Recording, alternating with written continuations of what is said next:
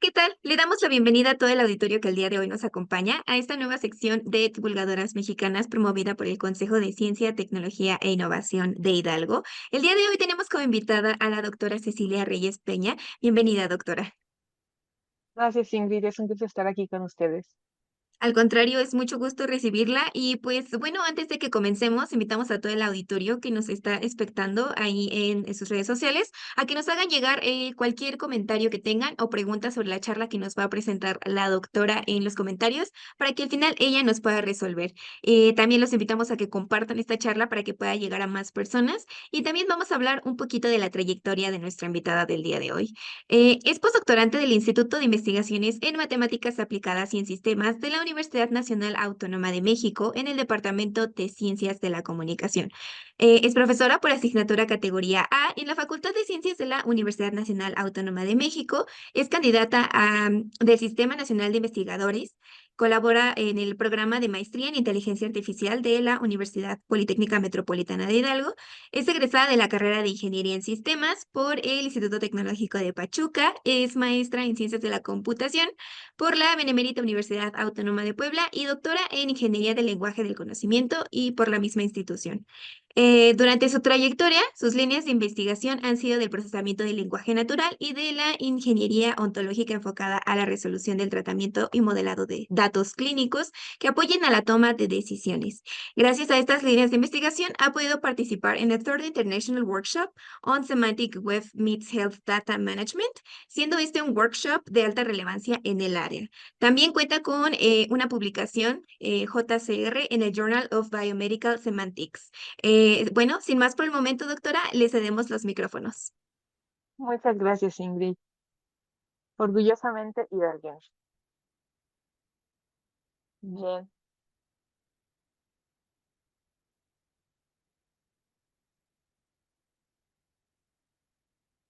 Bueno, buenas tardes a todo el auditorio. Es un gusto compartir con ustedes el tema de investigación que estoy llevando a cabo en mi estancia postdoctoral en el IMAS, como ya lo mencionó Ingrid.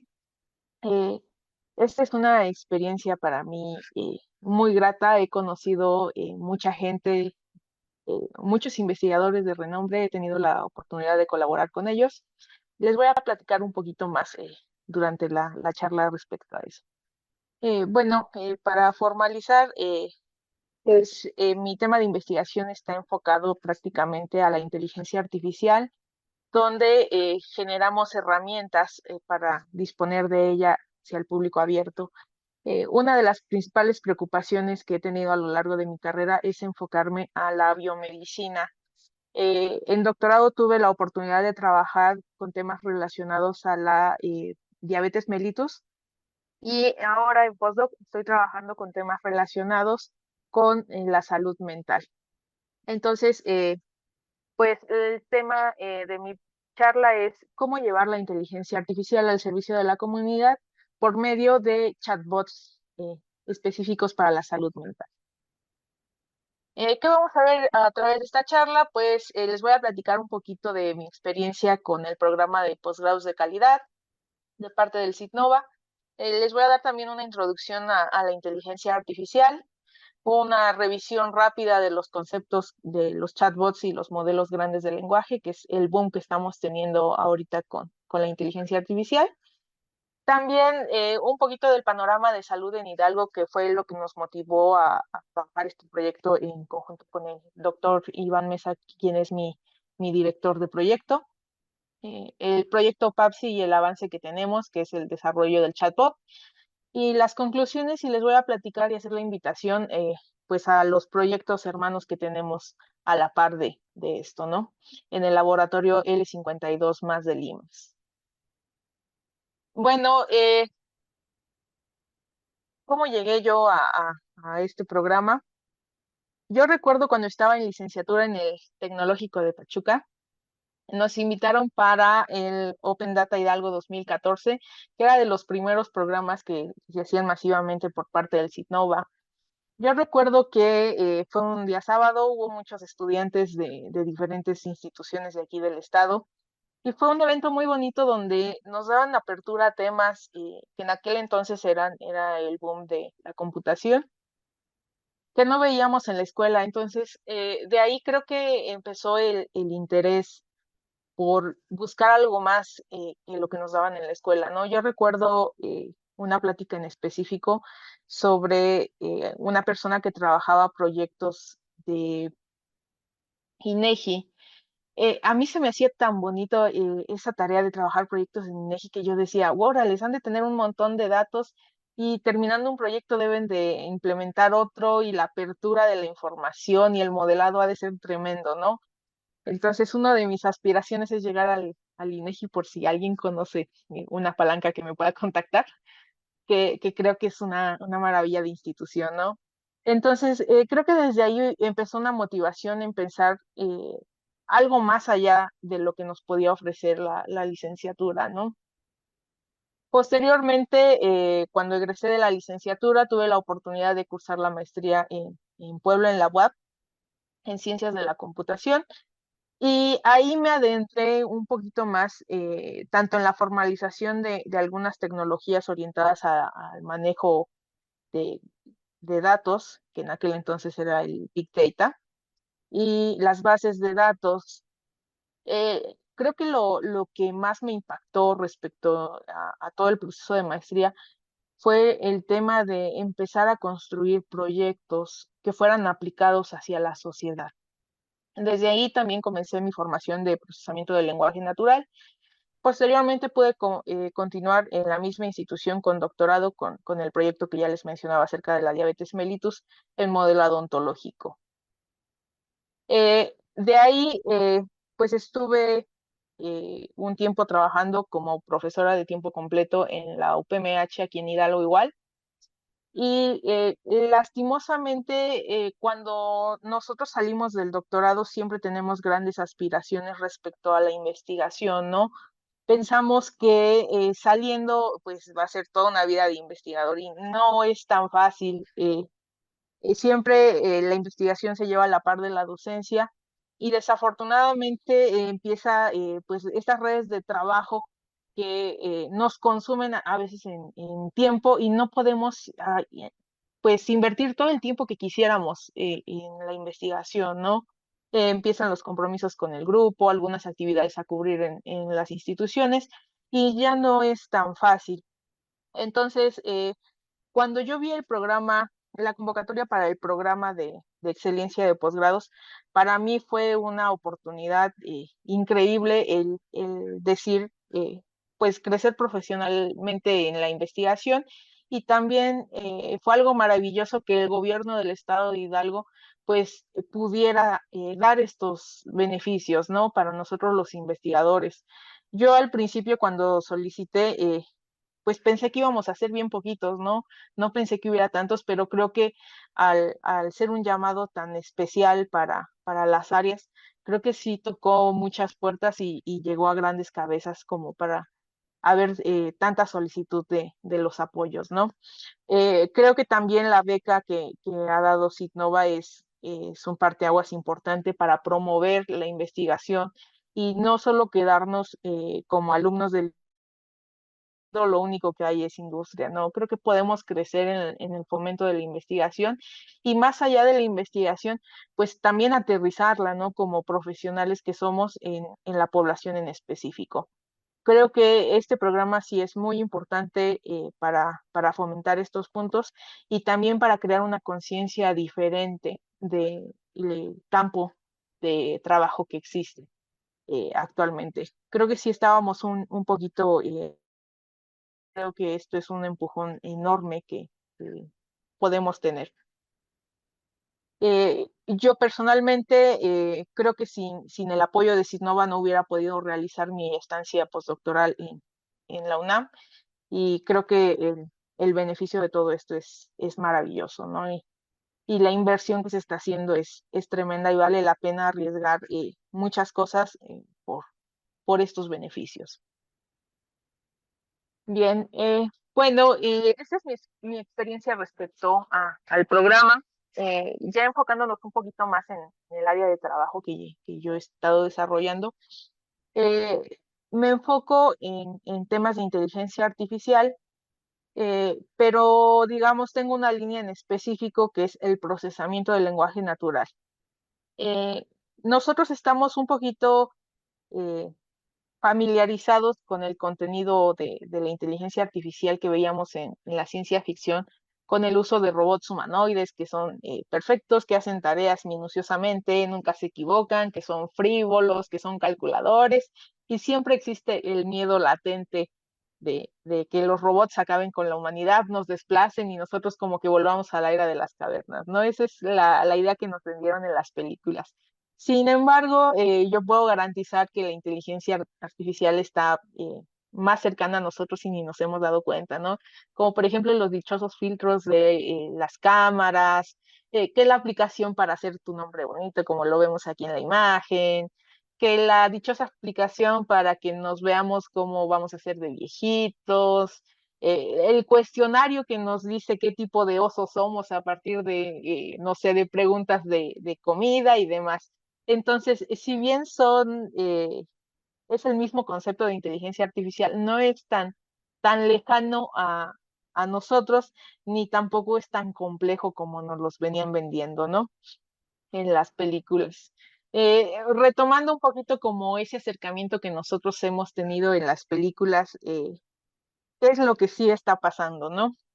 Con la inteligencia artificial. Tenemos, por ejemplo, Terminator de 1984, donde Terminator en las primeras dos entregas era capaz de aprender del entorno, ¿no? Entonces, en específico, en la versión 2 tenemos a un Terminator que viene a apoyar a Sarah Connor y a John Connor, y John Connor, a través de ejemplos, empieza a enseñarle. Le dice, esto no se tiene que hacer porque es malo, esto sí se tiene que hacer porque es bueno, ¿no? Entonces, la máquina a primera instancia aprende, ¿no? Es una maravilla de máquina y aprende del entorno y en diferentes situaciones y sabe aplicar esos ejemplos. Sin embargo, en la inteligencia artificial sí hay una forma, una estrategia donde se le enseñan a las máquinas en esa misma modalidad, ¿no? Que es el aprendizaje supervisado. En el aprendizaje supervisado nosotros tenemos siempre etiquetas de lo que le queremos enseñar a las máquinas y le decimos, esto que tú estás viendo es esto. Y a partir de la vista de muchos ejemplos, pues empieza la construcción del conocimiento en un modelo en específico.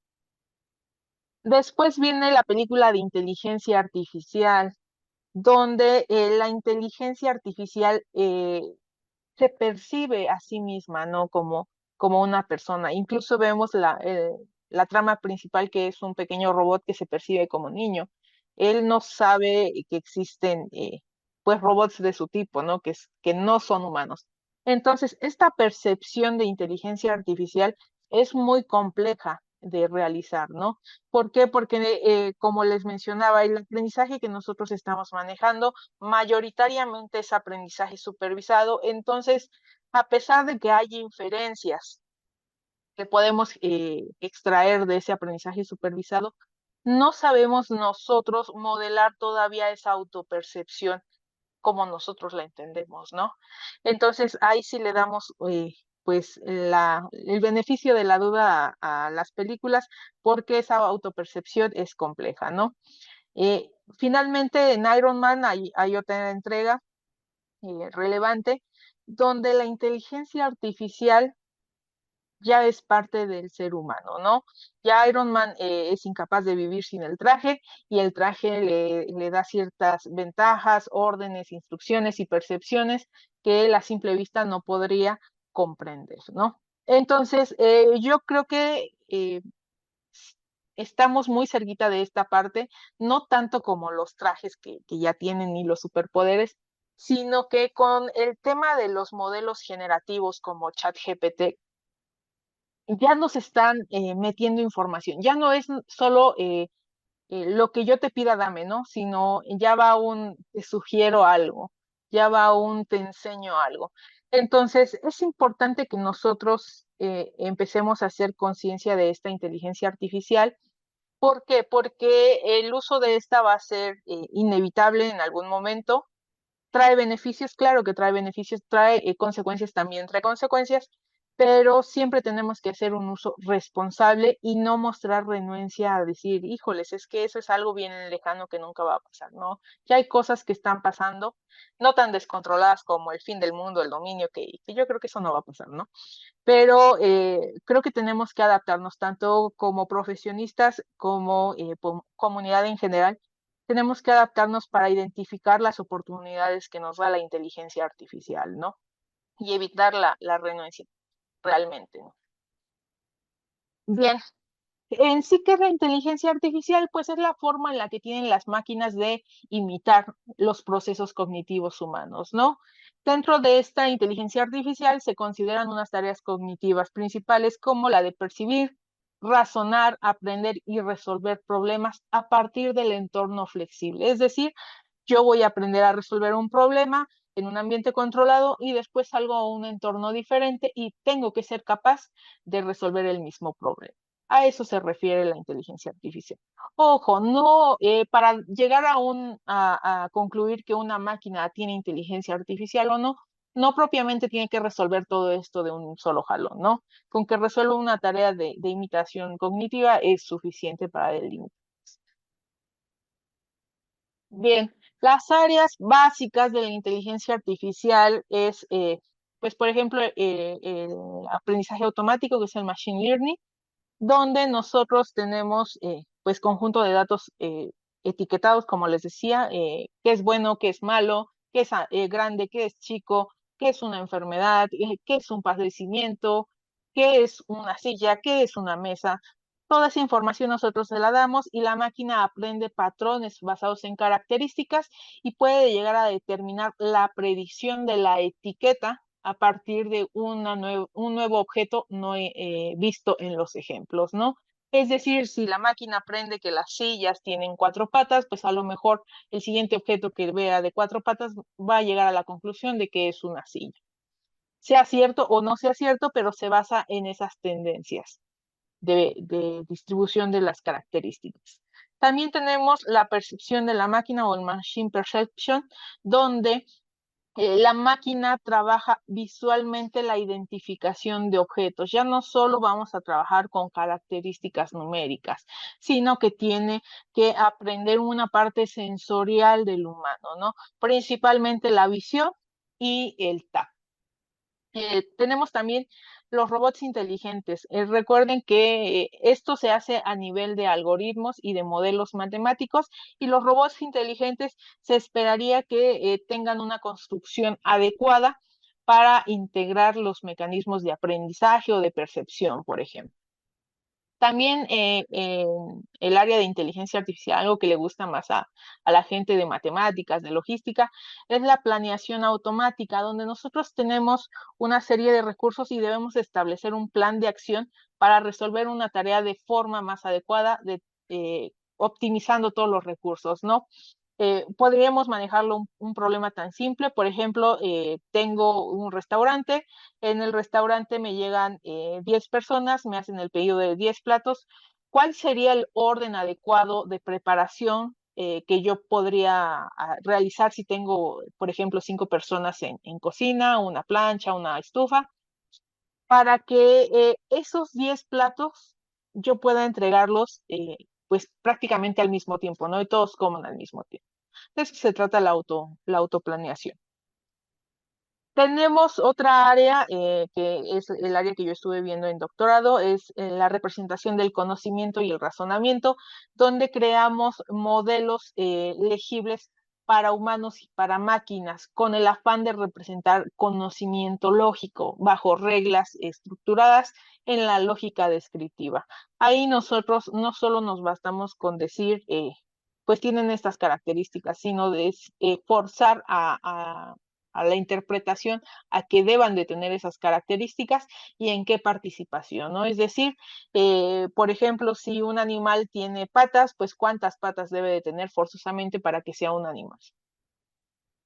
Y lo que les mencionaba, mi línea de investigación actual, que es el procesamiento del lenguaje natural, donde prácticamente enseñamos a las máquinas a entender la forma natural en la que nos expresamos. ¿Cuál es la forma natural en la que nos expresamos?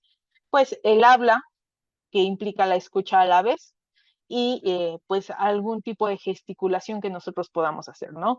No es lo mismo que nosotros, que yo te diga, ay, qué gusto venir aquí a clase, a que yo diga, ay, qué gusto venir a clase, ¿no? Entonces, hay un componente cercano al lenguaje que es el que nosotros desglosamos en sus diferentes niveles para llegar al entendimiento de pues el mensaje real o la información real que se quiere transmitir. Dentro de esto, pues nos apoyamos mucho del procesamiento de texto y el procesamiento de voz. Y específicamente yo estoy dedicada en esta investigación al procesamiento de texto con modelos generativos. Ok, bien, ya habíamos visto un poquito el tema de inteligencia artificial y qué es una máquina inteligente. Específicamente en procesamiento de lenguaje natural, nosotros definimos la inteligencia de una máquina cuando se pasa la prueba de Turing. La prueba de Turing se diseñó hace muchísimos años por Alan Turing, por ahí del 67, donde decía que una máquina era inteligente si podía imitar la comunicación humana con una persona y que esta persona que estaba interactuando con esta máquina no se diera cuenta, ¿no? Entonces, la forma en la que se planteó en aquel entonces era que una máquina iba a platicar con una persona C, por ejemplo, y una persona B también iba a platicar con una persona C, y esa persona C, si tenía nociones de que la máquina era A, por ejemplo, pues la máquina no pasaba la prueba. Pero si esa persona C no tenía nociones de quién era la máquina, si A o B, entonces la máquina pasaba la prueba, porque quería decir que ya estaba imitando la máquina, todo el proceso de comunicación, ¿no? Como una persona, ya era inteligible.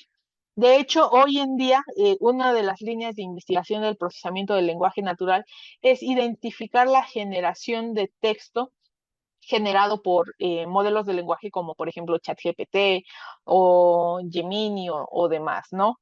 Ya para nosotros los humanos ni siquiera es legible el saber si existe o no diferencia, pero para las máquinas sí, sí hay diferencia.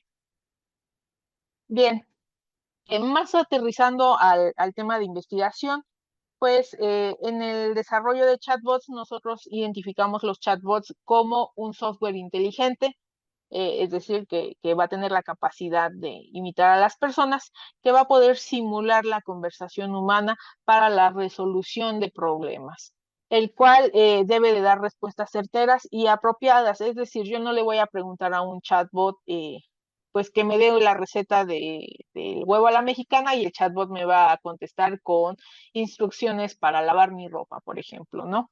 Eso sería inapropiado y no certero. Entonces, estas construcciones de los chatbots se hacen idealmente bajo dominio, que es el área específica de conocimiento que se va a abordar.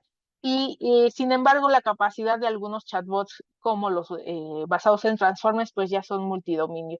Sin embargo, estos multidominio también tienen deficiencias que podrían afectar el desarrollo de algunos sistemas en específico cuando queremos acoplarlos al dominio.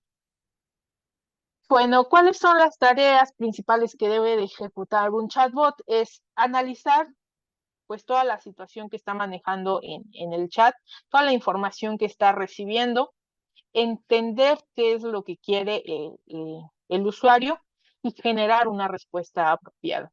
Ojo, aquí en el entendimiento es un problema complejo del procesamiento del lenguaje natural porque existen los diferentes niveles de entendimiento del lenguaje. Nosotros podemos tener el nivel semántico donde nos queda clara la idea que se quiere transmitir en función del texto, de la literalidad del texto y de las palabras. Por ejemplo, decir, yo compré una pelota, me queda claro que yo adquirí una pelota a través del intercambio de dinero y la comprensión a nivel pragmático es un nivel más sofisticado del lenguaje donde textualmente ya no es suficiente la información que me están dando, ¿no? Es, por ejemplo, cuando nosotros estamos cenando en casita y le decimos a la persona que está sentada al lado, ¿me puedes pasar la sal, por favor?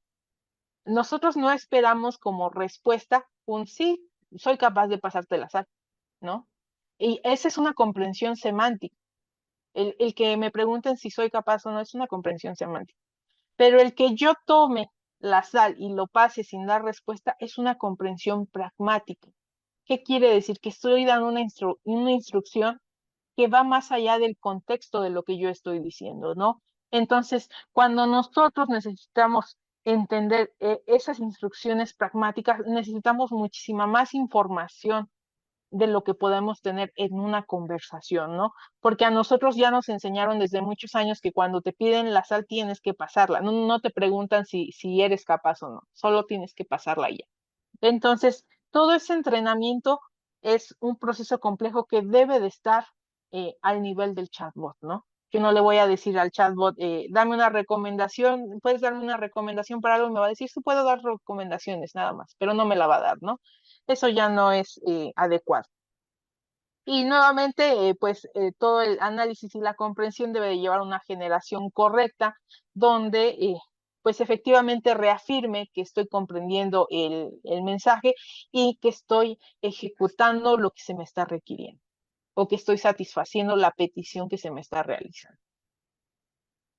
Bien, en un contexto histórico, la generación de los diálogos o de las responsivas, de los chatbots, comenzaba a partir de estructuras condicionadas o basadas en reglas, donde nosotros teníamos identificadores claves para pues buscar cierta información y se regresaba una respuesta pues totalmente estática, ¿no? No había una interacción real entre la información que yo solicitaba y la información que yo recibía.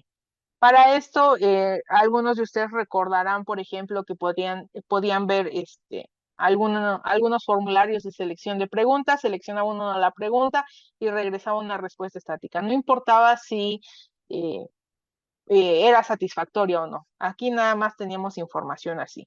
Incluso a veces en algún momento hubo una apertura para generar preguntas, pero las respuestas eran las mismas, ¿no? Y a veces ni tenía nada que ver con la pregunta. Simplemente la respuesta se lanzaba como un indicador de proximidad de a lo mejor es esto y pues a ver si le sirve al cliente. Ahora ya no, ahora ya tenemos una generación cognitiva de diálogos donde tenemos modelos de lenguaje que deben de entender la petición y generar, ya sea que tengan la información o generar nueva para satisfacer la petición, ¿no? Entonces, esta generación, pues, tiene muchos aspectos a considerar, no solo es enchilame otra y ya, ¿no? Como por ejemplo, nosotros tenemos una arquitectura básica donde el usuario me va a hacer toda la petición de la información que quiere. Esta petición se va a pasar a un módulo de entendimiento. Después que tenemos ya una información, pues más o menos de lo que quiere saber, el entendimiento de lo que quiere saber el usuario, vamos a buscar esa información, ya sea en una base de conocimiento, en las páginas web o dentro de la complejidad del modelo de lenguaje que ahorita la vamos a ver. Y a partir de eso, nosotros podemos hacer cálculos para determinar cuál sería la respuesta más adecuada. No solo una respuesta en preciso, sino la construcción de esta respuesta. ¿Ok? Toda esta petición puede ir o no acotada bajo ciertas circunstancias. Entonces, todo ese entendimiento me va a generar algo, primero, que fue buscado e indexado dentro de un montón de información.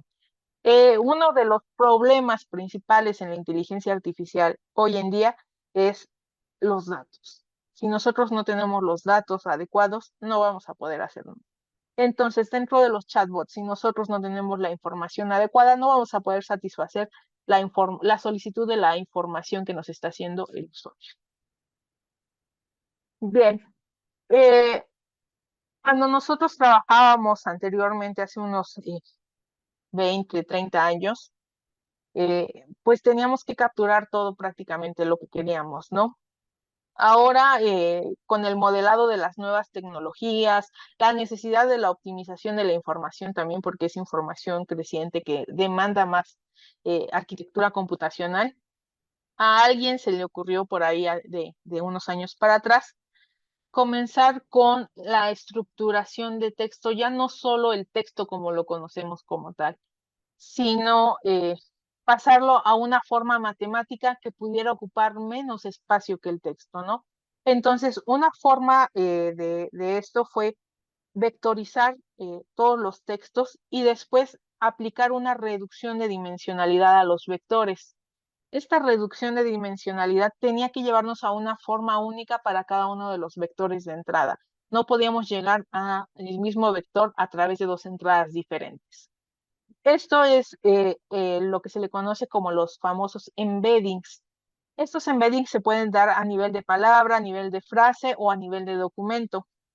El embedding lo que hace es descomponer cada uno de los elementos, transformarlos a una codificación basada en ceros y unos en una matriz, y esa matriz aplicar reducción de la dimensión a través de operaciones de convolución que me permiten tener elementos más compactos que no han perdido información original. ¿Cuál es la información original? Pues las palabras que yo estoy codificando y el orden de dichas palabras que yo estoy codificando. Con esta codificación se tuvo la ventaja de capturar no solo una palabra como tal o una frase como tal, sino también capturar la información del contexto que se daba de cada una de las palabras. Es decir, la información siguiente y la información anterior a las palabras que se les está dando, ¿no? No es lo mismo comprar un banco para sentarse que ir al banco a sentarse, ¿no? Entonces, nosotros codificamos toda esa parte de contexto, hacemos una reducción. ¿Y cuál fue la maravilla de todo esto que precedió a lo que estamos viviendo hoy con los modelos de lenguaje? La maravilla fue que se descubrió que una vez vectorizados todos los textos, cuando se mostraban en un diagrama de dispersión, había correlaciones de distancia específicas.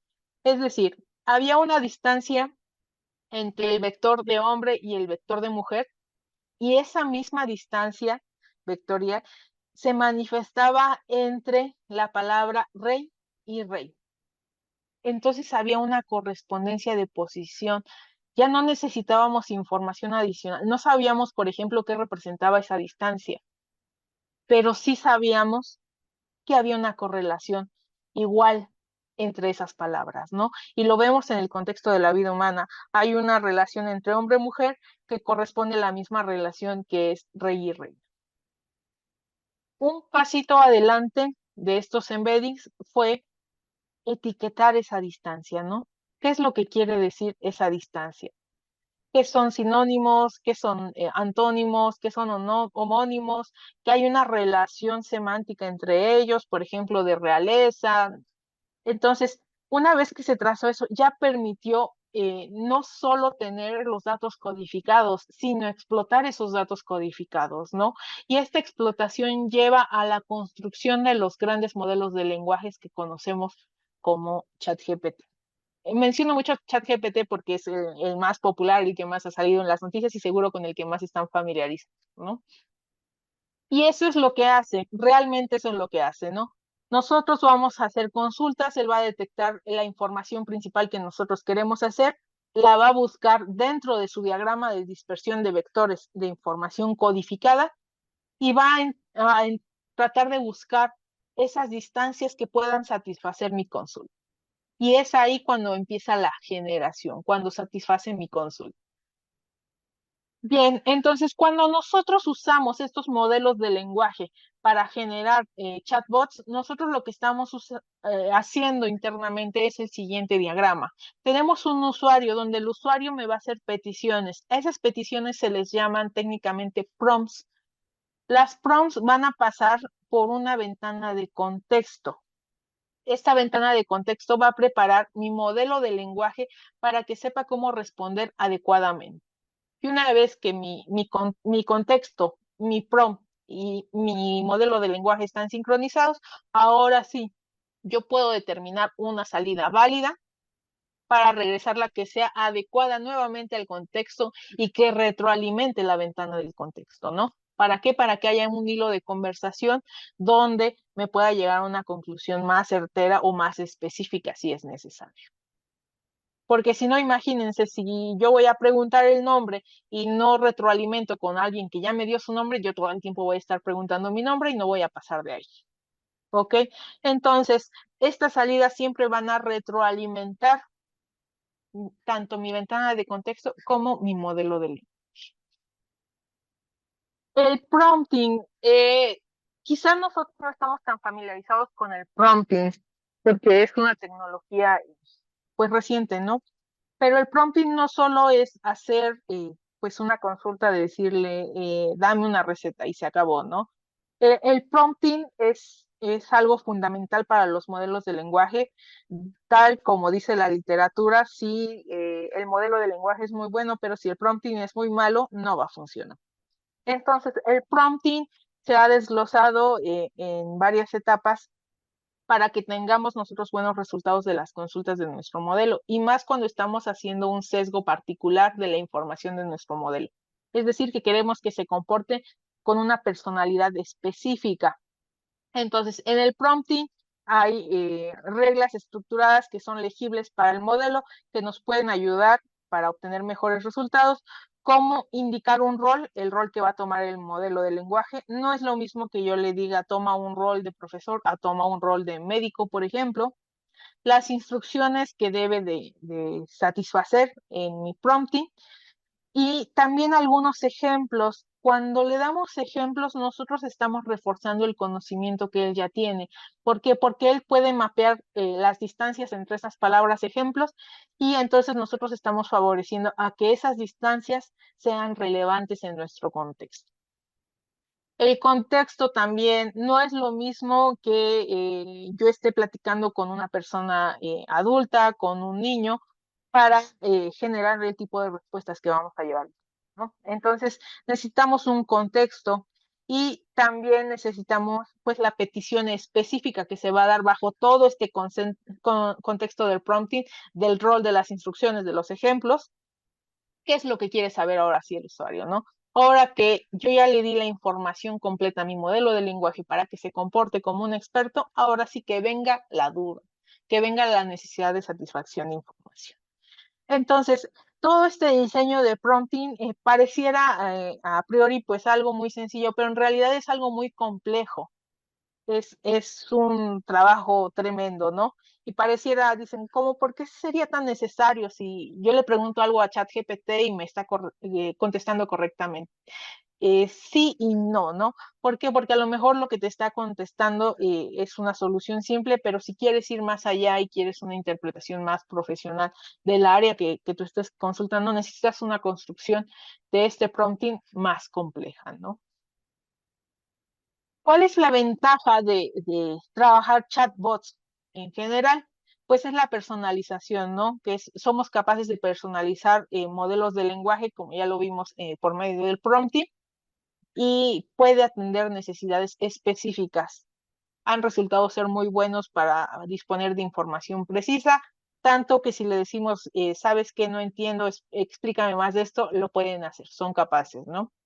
También la disponibilidad, es muy buena la disponibilidad porque están todo el tiempo disponibles, a cualquier hora los podemos consultar, y pues el costo realmente es poco, ¿no? De implementación y de mantenimiento en cuestión de tecnologías. Y la retroalimentación es muy importante y es un arma de dos filos. ¿Por qué? Porque cuando yo estoy interactuando con mi modelo de lenguaje, en forma de chatbot, yo le estoy enseñando algo, le estoy enseñando cómo estoy haciendo las preguntas, le estoy diciendo si la información que me dio es útil o no. Sin embargo, si yo soy mal consultante con mi modelo de lenguaje, esta retroalimentación va a ser mala, que es lo que estaba pasando con algunas versiones antiguas de ChatGPT. Se estaba sobreajustando porque no somos tan buenos preguntando o sabiendo qué es lo que queremos, ¿no? Entonces, cuando nosotros no somos tan buenos, ¿qué es lo que pasa? La retroalimentación se empieza a desviar, empieza a buscar información que ya no es tan certera, empieza a generar información pues errónea, y empieza a caer el modelo, ¿no? Porque hay un ajuste, ya sea sobreajuste o infraajuste, que no es tan bueno para la actividad que nosotros queramos. Pero cuando nosotros tenemos esta retroalimentación más controlada o más supervisada, pues puede ser más específico y puede integrarse a nuevas tareas igual específicas con información correcta que nos ayudan a expandir fácilmente los propósitos que nosotros tenemos para los chatbots sin necesidad de invertir mucho. Bien, eh, específicamente en el área de psicología existen los primeros auxilios psicológicos, que es una sesión rápida o breve para intervenir a una persona que ha sufrido una catástrofe o un evento traumático de diferente tipo, con la finalidad de, una, brindar apoyo inmediato y que la persona se sienta mejor, y otra, tratar de disminuir el riesgo de traumas posteriores, ¿no? Normalmente esto no está tan familiarizado, tristemente. Son pocas instituciones que se dedican a dar una formación integral en esta parte. Y también a veces como personas no sabemos que existe, ¿no? Vemos, por ejemplo, un incidente de auto y primero atendemos a las víctimas y todo el mundo se quedó espantado y pues ya nadie les hace caso, ¿no? Lo único que nos ofrecen es un bolillo para el susto. Pero ese tipo de cosas sí nos puede afectar a nosotros, aunque no hayamos sido víctimas directas, ¿no? Las tragedias ambientales también nos pueden afectar y pues por falta de conciencia respecto a esto, tanto de nuestra parte como de algunas instituciones, ya sean gubernamentales o de salud, pues no se nos da ese apoyo, ¿no? Entonces, creo que los primeros auxilios son una necesidad que es básica y que debería de cubrirse en cualquier momento. Como les decía, formalmente es una intervención inicial donde se debe de estabilizar a los supervivientes de catástrofes y, de ser necesario, pues poner a las personas con la ayuda necesaria que deben de tener, ¿no? En este caso, pues referirlos a especialistas en psicología o en psiquiatría si es necesario. En el estado de Hidalgo, en el bonito estado de Hidalgo donde nosotros residimos, el INEGI en 2020 hablaba de alrededor de 3 millones de personas que viven en Hidalgo, donde el servicio de salud público, es decir, sin derecho a audiencia, pues tenía la capacidad para atender a alrededor de 1.700.000 habitantes. Es un poquito más de la mitad, sin embargo, ¿qué pasa con el resto, no? Aparte, pues una cosa es la salud física, que tengan las instalaciones como tal, pero tenemos la fortuna en el estado de Hidalgo de tener una distribución geográfica pues muy variada. Entonces vemos en este lado del mapita, eh, pues por ejemplo las sierras, ¿no? Las sierras, las huastecas. Es bien sabido por nosotros los habitantes que la concentración de servicios de salud está en la parte de Pachuca, capital, y en sus alrededores. ¿Qué pasa cuando hay una tragedia, un accidente o un desastre natural y hay víctimas? Pues hay que trasladarse desde el otro extremo del estado, por ejemplo, de la Huasteca, hasta Pachuca para recibir atención. Desde la Sierra Gorda hasta Pachuca. Y eso es un proceso pues costoso en cuestión de atención temprana, en cuestión económica también. Y como les decía anteriormente, bueno, se traslada al enfermo, se traslada al herido y todos los presentes, todos los que sufrieron angustia por ver el accidente, por estar presentes en el lugar, nadie les brinda atención, ¿no? Porque desafortunadamente el servicio de salud pues no es tan vasto para las regiones, ni es tan cercano, está tan equipado como para que llegue un primer respondiente en servicios de salud mental y nos diga, alguien se siente con la necesidad de recibir ayuda terapéutica. Es más, ni siquiera tenemos la educación necesaria como para saber que existen este tipo de servicios, ¿no? Entonces, Creo que atender este tipo de problemas es vital para toda la población del estado en particular, y que después se pueda expandir a toda la República sería una maravilla, ¿no? Que si nosotros tenemos inquietudes respecto a nuestro estado de ánimo porque acabamos de sufrir algún percance, algún incidente, pueda alguien apoyarnos para manejar nuestras emociones, ¿no? Entonces, creo que sí es muy necesario. Respecto a salud mental, durante pandemia en 2020, el hospital psiquiátrico, que es el único con el que contamos aquí en el estado de Hidalgo, de Villa Ocaranza, implementó algunas estrategias de consulta a distancia. Sin embargo, pues estas consultas a distancia también estaban enfocadas hacia padecimientos, eh, prácticamente, ¿no? No hay ninguna atención psicológica que nos hable del bienestar emocional como tal. Entonces, creo que esto refrenda también la necesidad que nosotros tenemos de ser atendidos, eh, no solo físicamente, sino emocionalmente. Bueno, lo que les decía, entonces, pese a los esfuerzos del sector salud del Estado, la atención pues es un poquito limitada para regiones que están más segregadas, que es de difícil acceso. Y pues de los primeros auxilios psicológicos, pues ya ni hablamos, ¿no? Son casos que son muy contados cuando se dan.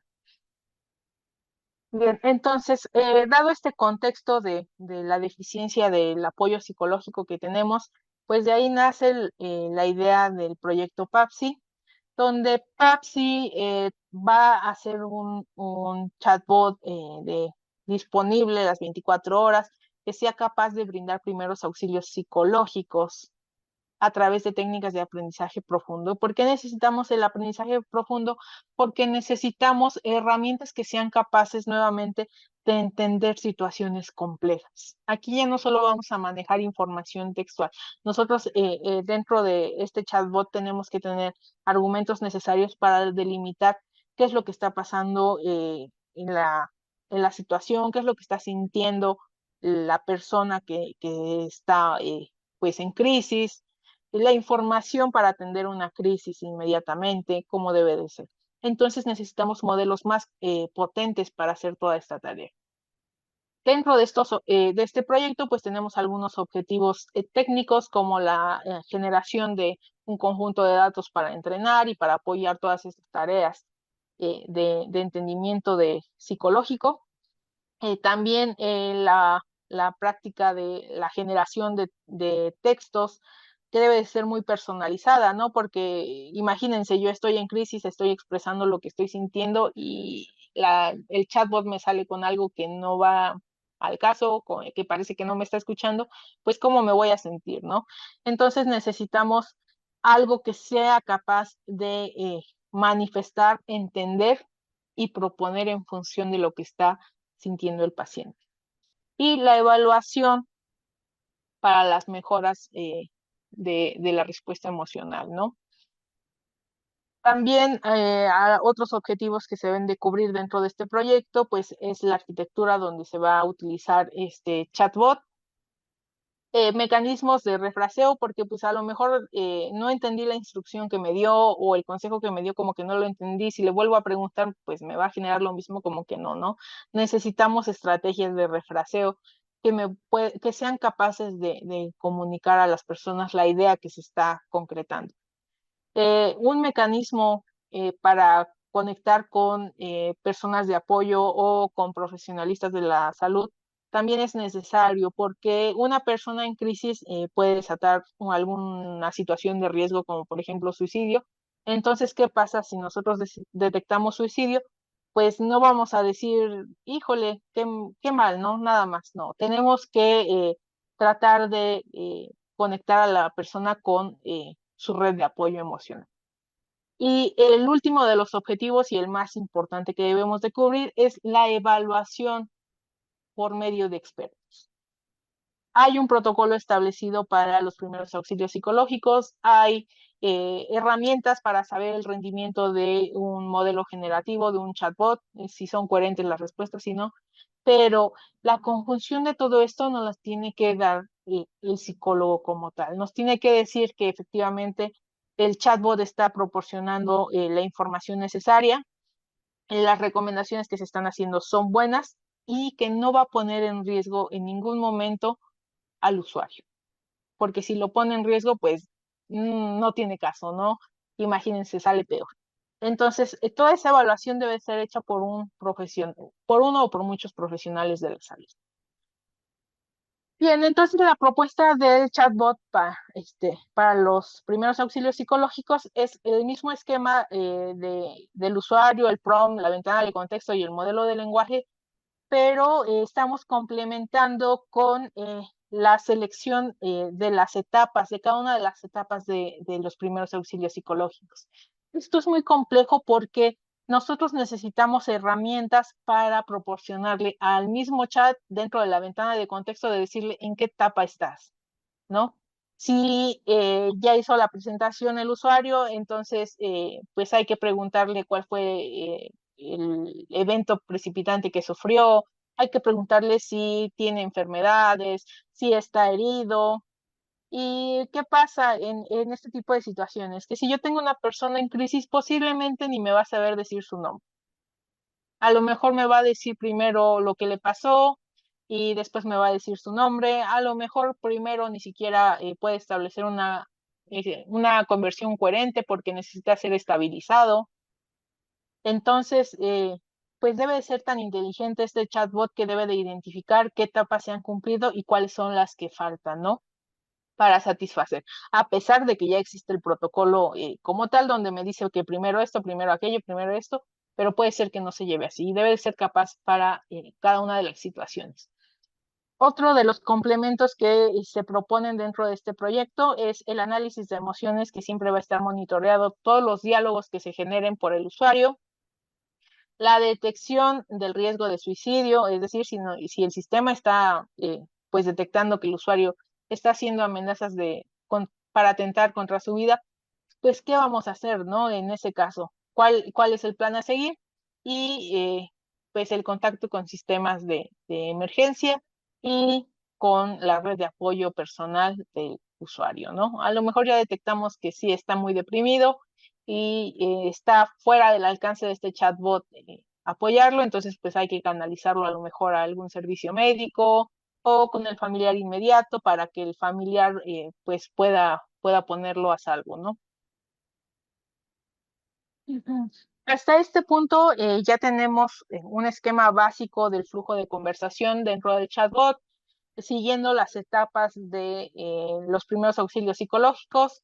También ya es capaz de responder a ciertas situaciones, como por ejemplo el nombre, ya sabe lo que es un nombre y mantiene la comunicación respecto a ese nombre, por ejemplo. También ya da recomendaciones para favorecer la conversación, como por ejemplo, pues que el usuario se mueva a algún lugar tranquilo. Tiene un sistema de estabilización basado en ejercicios de respiración principalmente o sensoriales, donde el usuario inicialmente va a poder escoger qué ejercicio quiere realizar. También este tema de la estabilización va a ser hasta que el usuario pues realmente manifieste que no quiere o que no necesita esta estabilización, ¿no? Seguido del contexto de toda la conversación. Y también la canalización pues a buscar amigos y familia que puedan escucharlo en ese momento, ¿no? Para evitar una situación de riesgo mayor. Eh, También dentro del sistema, pues se debe de llevar una gestión de la información interna para el control de conversaciones y la mejora de este chatbot, donde pues nosotros tenemos toda la información que se está generando en cada una de las intervenciones y estamos no solamente recuperando la información, sino también estamos haciendo el análisis de emociones. Este análisis de emociones pues si bien ahorita lo tenemos solo como en la gestión, nos puede ayudar en un futuro a eh, pues proponer estrategias más personalizadas respecto a la sensación que tiene el usuario, ¿no? Una terapia más personalizada que solo una relajación, por ejemplo, que solo una escucha activa. Entonces, esto también es importante porque a pesar de pues todo el análisis que se hace, la información debe de ser muy certera, muy precisa y es muy delicada, ¿no? No debe de haber tanto margen de error, tanto en la generación como en el análisis de cada uno de los casos. Bien, ¿cuáles son los retos técnicos siempre que se desarrollan los chatbots, no? La complejidad del lenguaje. Siempre vamos a tener usuarios que tienen características propias para expresarse, ¿no? Entonces, hacer una generalización es un proceso bastante complicado y puede ser que por ahí el modelo como que sí nos entendió, pero como que no. Entonces, a este tipo de errores es muy comunes dentro de los modelos de lenguaje. También tenemos los limitantes del conocimiento, es decir, no tenemos los datos suficientes para saber cómo se comporta un profesional ante una situación y puede ser que nuestro modelo no tenga tanta información del área. Las limitaciones en la arquitectura y en los algoritmos es que tengamos errores, por ejemplo, de identificación en las emociones. A lo mejor me ponen que están tristes y por ahí salió un error y me etiquetó como que están contentos, ¿no? O por ahí dije algo que pasaba mucho era, por ejemplo, yo le decía al chatbot, gracias, ya me voy, y me marcaba como un riesgo de suicidio, ¿no? Entonces, hay que hacer una afinación justa a los modelos utilizados. Las repeticiones sin control también son muy frecuentes en los chatbots. Es decir, a pesar de que uno le da ejemplos variados, el chatbot siempre escoge el mismo ejemplo. Entonces, la comunicación puede volverse un poco rutinaria, un poco estática y sentirse más alejada de lo que queremos del usuario, ¿no? El diseño de la personalidad y la complejidad del prompting. En la personalidad del chatbot, normalmente ustedes pueden hacer el ejercicio, por ejemplo, con ChatGPT, que tiene una personalidad muy sumisa. Si nosotros llegamos y ofendemos al chatbot, me va a decir, lo siento, y nunca me va a contestar, nunca me va a favorecer. Entonces, si nosotros no hacemos ese diseño de personalidad, pues posiblemente la forma de expresarse o la forma de poder ayudar al usuario no puede ser que no sea la correcta, ¿no? Puede ser que el chatbot pues necesite cambiar de personalidad, a lo mejor una personalidad más formal para establecer mejor comunicación. Y la complejidad del prompting, como les decía, al chatbot uno le mete todo el prompting que puede, pero al final él decide qué hacer, ¿no? A pesar de los esfuerzos, siempre va a haber errores en el diseño del prompting y también el ajuste de los hiperparámetros del modelo, como la generación de las respuestas aleatorias, puede o no favorecer. Entonces, es un conjunto complejo de entradas donde pues prácticamente experimental es la única forma en la que tenemos para garantizar mejores resultados, ¿no?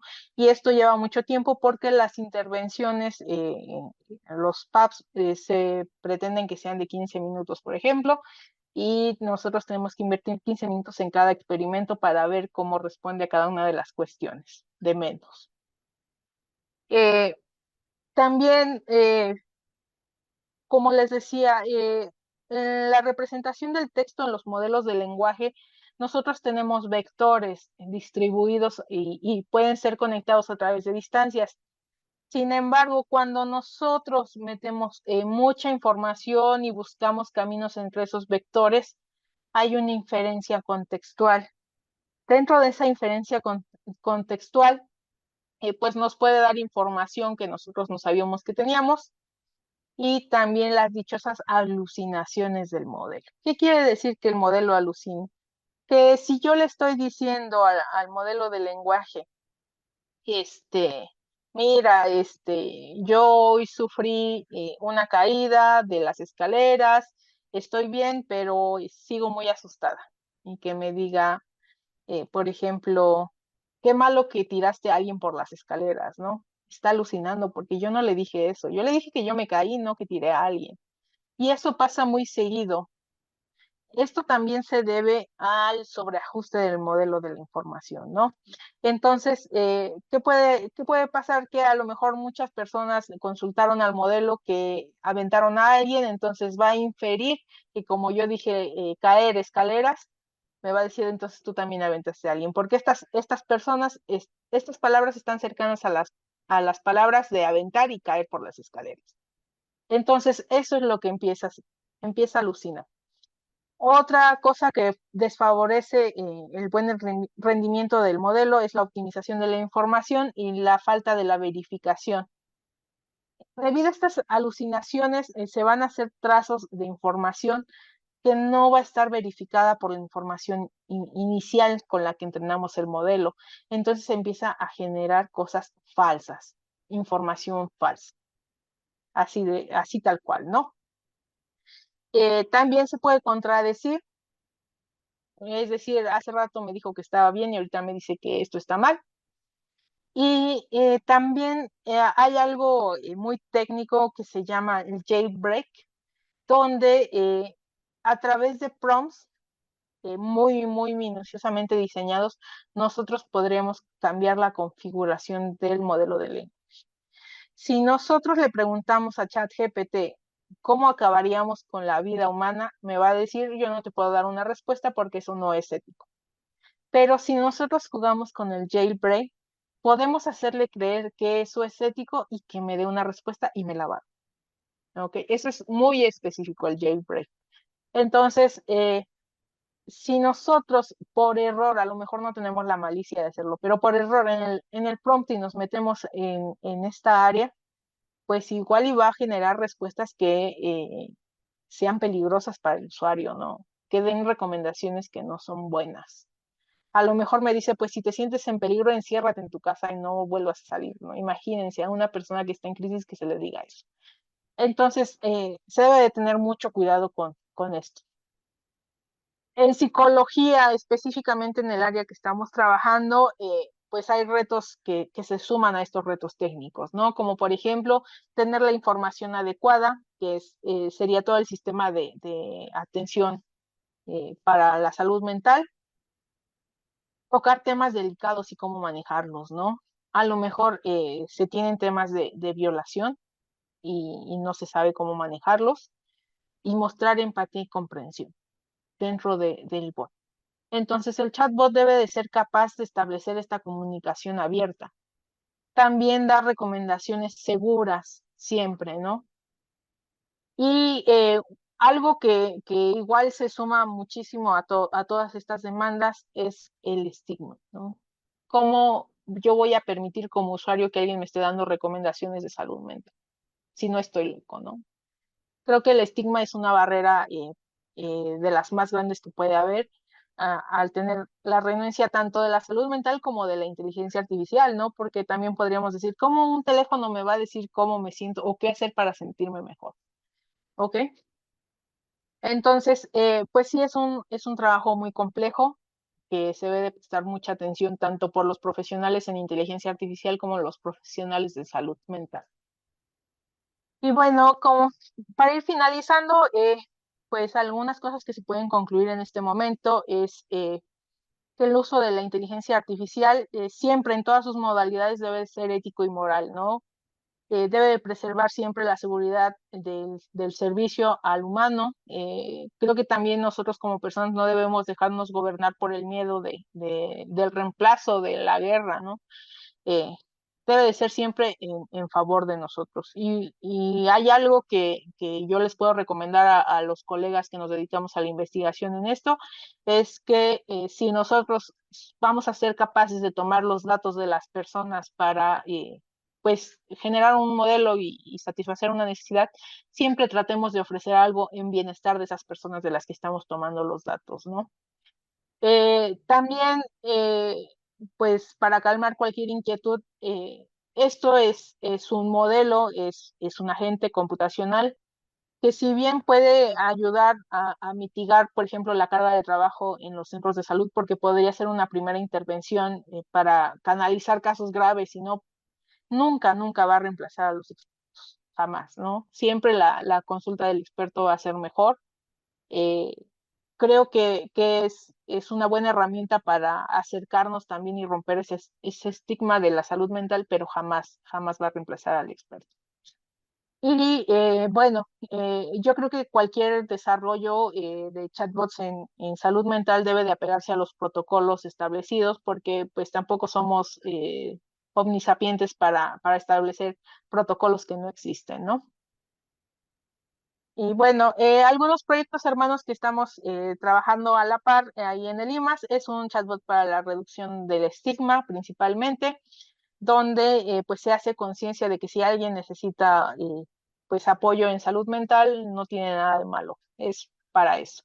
Y existe la propuesta para la participación en el programa de investigadores por México de CONACYT de este año, que aún no nos han dado resultados, sobre un kiosco tecnológico para la salud mental en mujeres, donde este kiosco va a conjuntar diferentes chatbots para la necesidad de mujeres, por ejemplo, durante el embarazo, durante el parto, para después del parto, con recomendaciones de cuidado físico para ellas, para las mamás y para los bebés, y también el tema de salud mental, que creo que está un poquito desatendido esa parte, ¿no? Y creo que como mujeres estamos muy vulnerables en ese proceso. Entonces, pues ojalá se apruebe todo esto.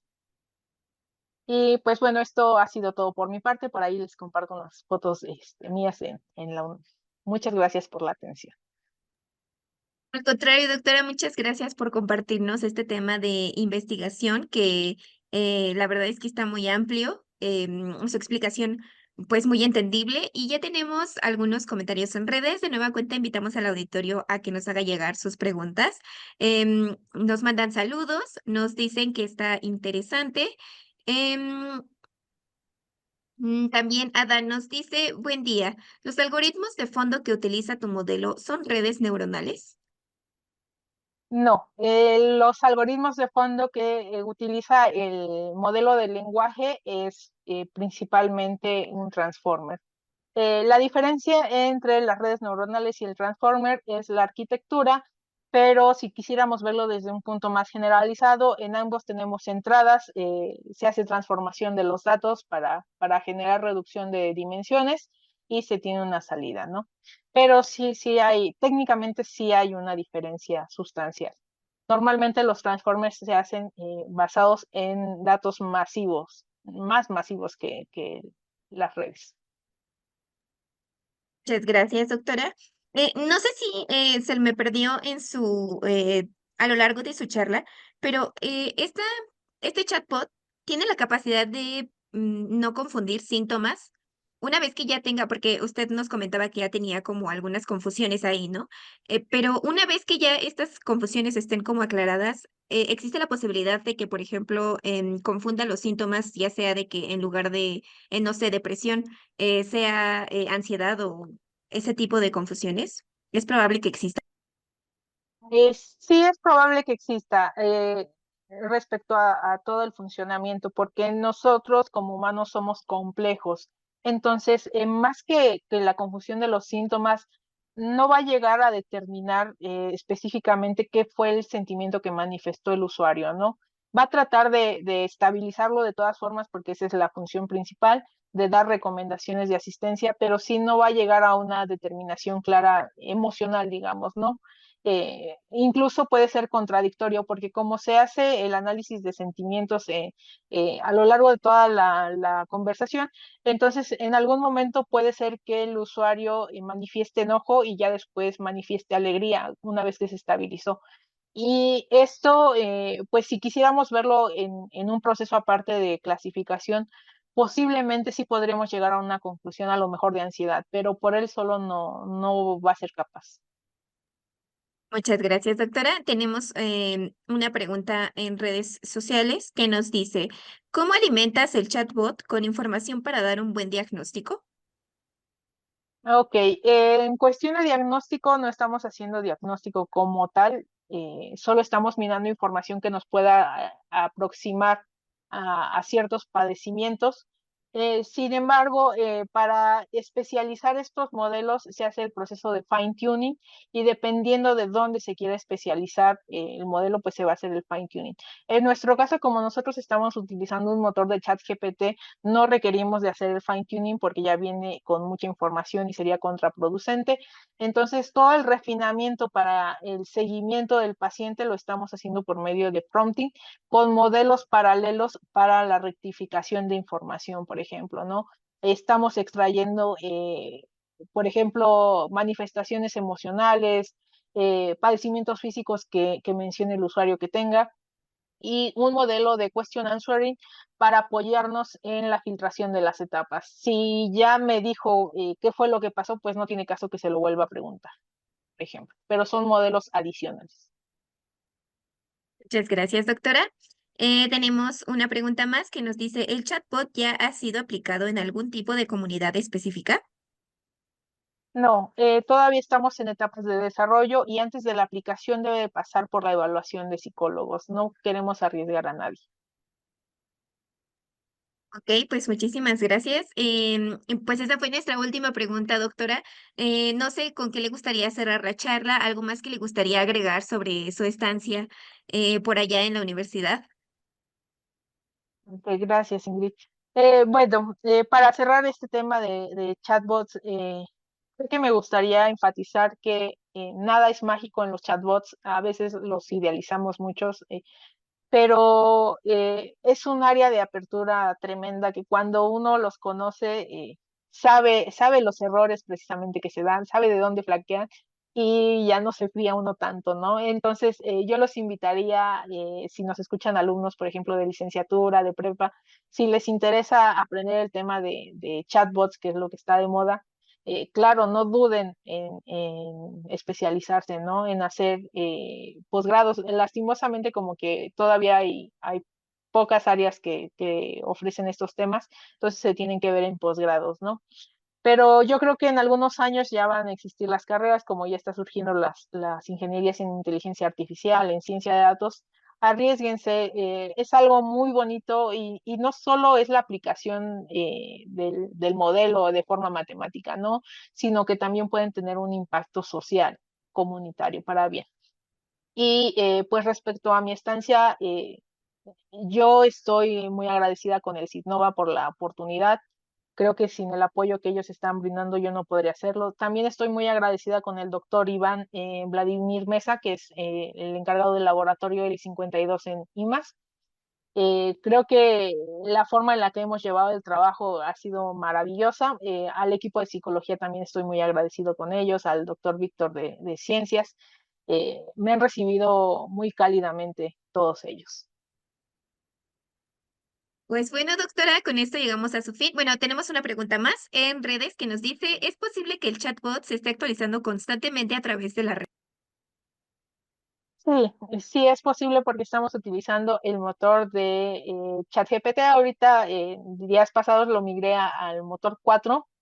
Entonces, como ChatGPT 4 se va a estar actualizando respecto a las consultas que se le hacen, se va a estar actualizando con la información, ¿no?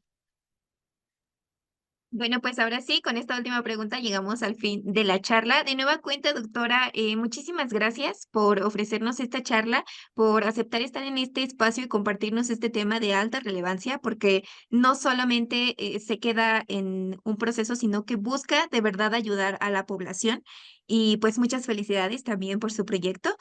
A todas las personas que nos estuvieron acompañando durante esta transmisión, les recordamos que se queda grabada en los videos de Facebook de Núcleo CTI y más tarde va a estar disponible en el canal de YouTube de Citnova Hidalgo, por si la quieren consultar nuevamente, por si no la pudieron ver completa o por si la quieren replicar también.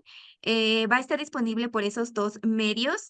Y pues bueno, también a los que nos están viendo, les invitamos a que ustedes también se suman a este tipo de convocatorias que está ofreciendo Citnova justo ahora Contamos con un límite de recepción de papeles en junio, entonces si quieren pueden checar las convocatorias disponibles para que, como la doctora Cecilia, ustedes también puedan realizar una estancia en alguna universidad, ya sea nacional o en el extranjero, para que pues sobre todo se fomente la investigación aquí en el estado de Hidalgo. Y bueno, doctora Cecilia, de nueva cuenta, a nombre del doctor Francisco Patiño, quien es la persona a cargo de este organismo, le agradecemos mucho que nos haya ofrecido esta charla en este espacio. Muchas gracias. Al contrario, Ingrid, muchas gracias y muchas gracias al doctor Francisco Patiño por el espacio. Claro que sí, y a todo nuestro auditorio que tengan excelente tarde.